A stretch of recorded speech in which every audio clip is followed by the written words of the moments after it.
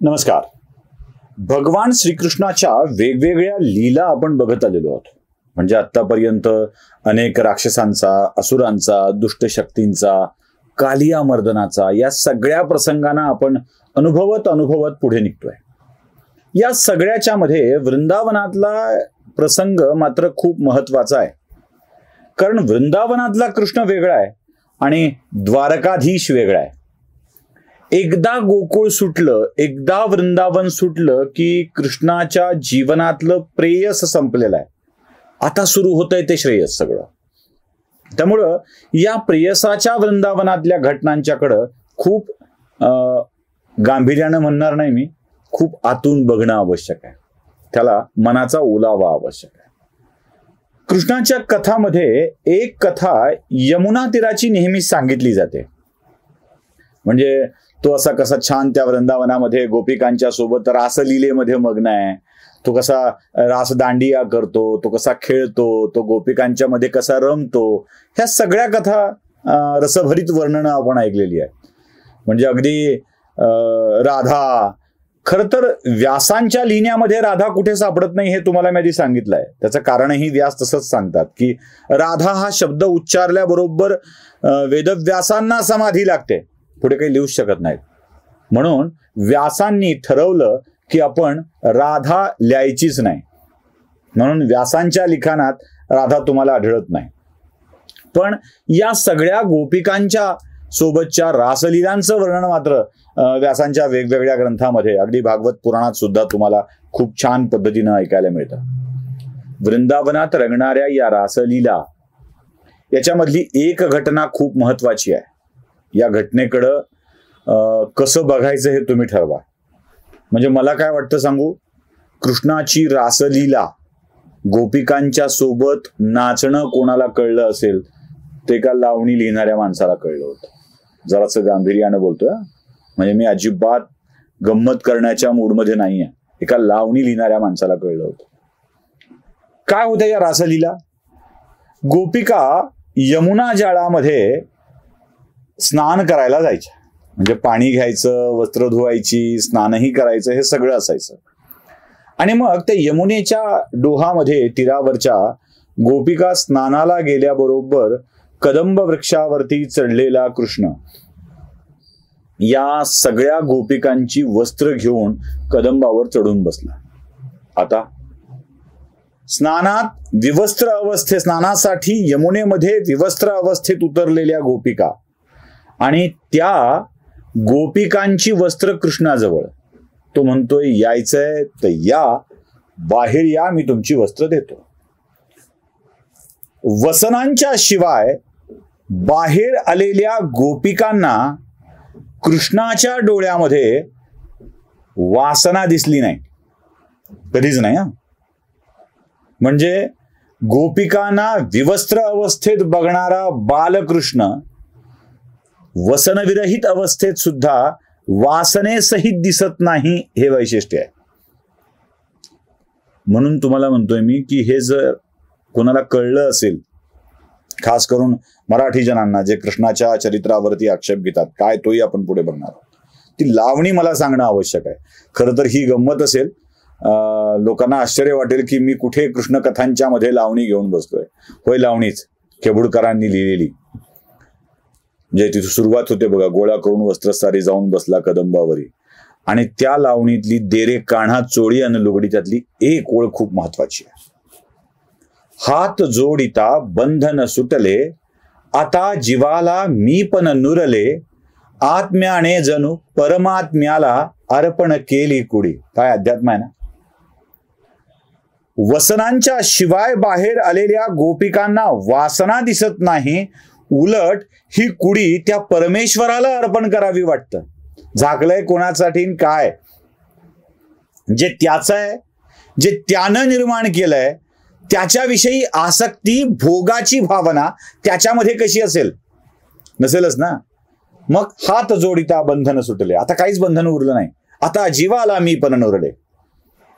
आत्म्याने परमात्म्याला ही कुडी अर्पण करायची असते, देहाची कुडी अर्पण करायची असते. म्हणून गोपिकांच्या आणि कृष्णाच्या संबंधांमध्ये कुठेही तुम्हाला वासना आढळत नाही. आता पुढची एक घटना आहे कृष्णाच्या आयुष्यातली, सगळ्यात पुढची, जिचा विस्तार आणि आपण बोलणारच आहोत त्यावरती एक स्वतंत्र भाग होईल. बरेच विषय आहेत, त्याच्याशी निगडीत विषय आहेत, अनेक लोककथा आहेत. पण द्रौपदी जेव्हा हस्तिनापूर साम्राज्याच्या दरबारामध्ये द्रौपदीच्या वस्त्राला हात घालणारा दुःशासन होता, तेव्हा हाच भगवान श्रीकृष्ण द्रौपदीच्या वस्त्रहरणाच्या वेळी तिला वस्त्र पुरवठा करायला होता. म्हणजे द्रौपदीला जेव्हा विवस्त्र केलं जात होतं तेव्हा तिला वस्त्र पुरवण्याची जबाबदारी कृष्णावरती होती. द्रौपदी सांगत होती, चल तू देव आहेस ना माझा, वाचव मला. आणि कृष्ण ती वस्त्र पुरवत होता. बालकृष्ण गोपिकांची वस्त्र घेऊन कदंब वृक्षावर चढायचा आणि तिकडे मात्र तरुण झालेला कृष्ण द्रौपदीला वस्त्र पुरवायला जातो. काय भानगड काय? दोन वेगवेगळ्या गोष्टी कशा आहेत कृष्णाच्या आयुष्यातल्या? इकडे तर प्रेम दाखवायला, आपलेपणा दाखवायला हा वस्त्र घेऊन येतोय आणि तिकडे मात्र वस्त्र देतोय. दोन गोष्टीत खूप महत्वाचा फरक आहे, लक्षात घ्या. कृष्णाच्या बाल्यावस्थेमध्ये गोपिकांची वस्त्र घेऊन कदंब वृक्षावर चढताना एक खट्याळपणा आहे, एक निरागस भाव आहे. आणि हा निरागस भाव वस्त्र चोरल्यावर सुद्धा गोपिकांना कळतो. आहे ना गंमत? वस्त्र चोरल्यावर सुद्धा गोपिकांना कळतो. आणि त्या कृष्णाच्या समोर विवस्त्रावस्थेत यायला जराही कचरत नाहीत. मज वाचून कळेल कोणा, हा तुझा निरागस कावा. निरागस कावा. तिला वसनविरहित बघावी, विवस्त्र बघावी, नग्नावस्थेत बघावी, हा भाव नाही आहे. एका स्त्री देहाला विवस्त्र करून तिच्या देहाकडं वासनेनं बरबटलेल्या नजरांनी बघावं, हा भाव बाल्यावस्थेमध्ये कृष्णाच्या मनात नाही आहे. कशी केली गंमत, कसे काढले कपडे, कसा घेऊन बसलोय, आता या ना बाहेर, हा भाव आहे. आणि त्या निरागस काव्याला तितक्याच सहजतेनं सामोरे जाणाऱ्या, त्या निरागसतेतही दिव्यत्व शोधणाऱ्या त्या गोपिका, हा फरक आहे.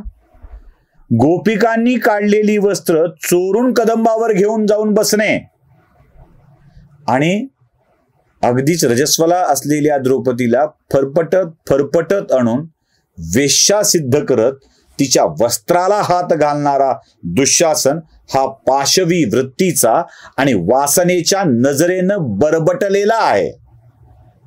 म्हणून तिथे द्रौपदीला वस्त्र द्यायची आहेत आणि इकडे या गोपिकांची वस्त्र चोरून न्यायची आहेत, हा फरक आहे. आणि म्हणूनच कृष्णाच्या या सगळ्या लीलांनी या सगळ्या गोपिका खूपच आनंदून जात असतात. म्हणजे असं म्हणतात की वृंदावनात जेव्हा खेळ रंगायचा तेव्हा कृष्ण या सगळ्यांच्या सोबत असायचा, सगळ्यांच्या सोबत दिसायचा. प्रत्येकीला वाटायचं की कृष्ण माझ्याच सोबत आहे आणि तो आपल्या सोबत असला पाहिजे, हा भाव असायचा. का असू नये? जगतपालक जगन्नियंता जेव्हा आपल्या सोबत क्रीडा करायला, नाचायला, गायला येतोय तेव्हा तो आपल्याच सोबत असावा असं कोणाला बरं वाटणार नाही? हीच तर संधी असते ना आयुष्याचं सोनं करून घेण्याची. अशी संधी कोण गमावणार आहे? त्यामुळं तो मोह, ती भावना त्या गोपिकांच्या मनामध्ये असणं स्वाभाविक आहे. आणि याच भावनांना घेऊन वृंदावनातल्या रासलीला रंगतायत. पण आता असं काही घडणार आहे की या रासलीला थांबणार आहेत. कृष्णाच्या दिव्यत्वाची जाणीव होणार आहे. ही जाणीव गोकुळवासियांना तर होणार आहेच आहे, ती आधीपासून झालेली आहे. पण परमोच्च शत्रू समजणाऱ्या कंसाला देखील होणार आहे. आणि प्रत्यक्ष देवराज इंद्राला आव्हान बसणार आहे. या आव्हानातूनच कंसाला त्याची जाणीव होणार आहे. गोकुळ, वृंदावन आता सुटणार आहे आणि कृष्णाच्या आयुष्याचा एक वेगळाच मार्ग सुरू होणार आहे. कसा आहे ते पुढच्या भागात बघूया.